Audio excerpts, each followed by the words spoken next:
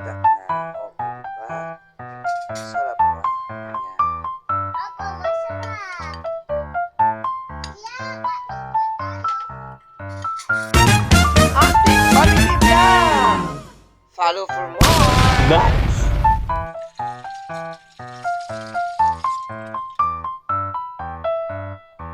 Guys, sili. Number 1. Dahon ng sili sa tinulang manok. Ayan. Tanggalan na natin na dahon. Tanggalan siya sa sili. This is ngayon ang pinaka-importante. So guys, ihiwa tayo na sayuti. Sayuti para sa mga tinola. Walang papaya kasi masyadong mahal ang papaya. So papaya kanina. Isang pirasong maliit 41 sa mga alay ito 30. Dito na tayo kasi tayo na 10 pesos. Ayan, ang sangkap natin sa tinulang manok. Guys.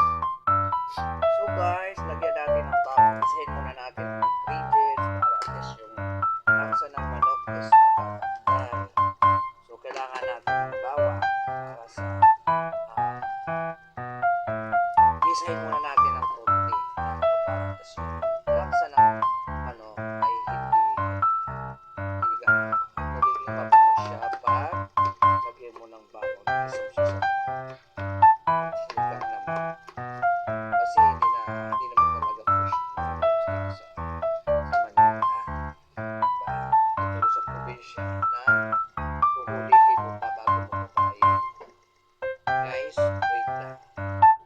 Ayan, so sayuti, dahon ng sili, kalamansi, sili, sibuyas, bawang luya. Ayan. So ready to go na. Or to go na. So kain na guys.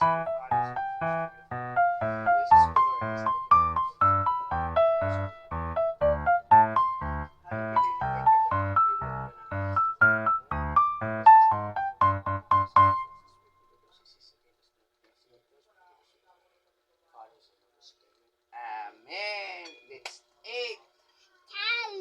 Kain tayo guys.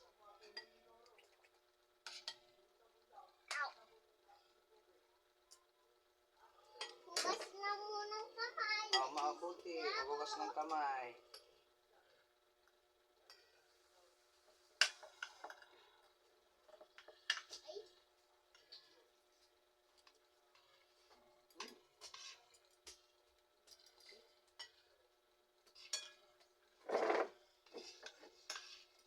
Parang sulit. Kuya! Tawag ka ni Papa. Kain ka daw. Ha?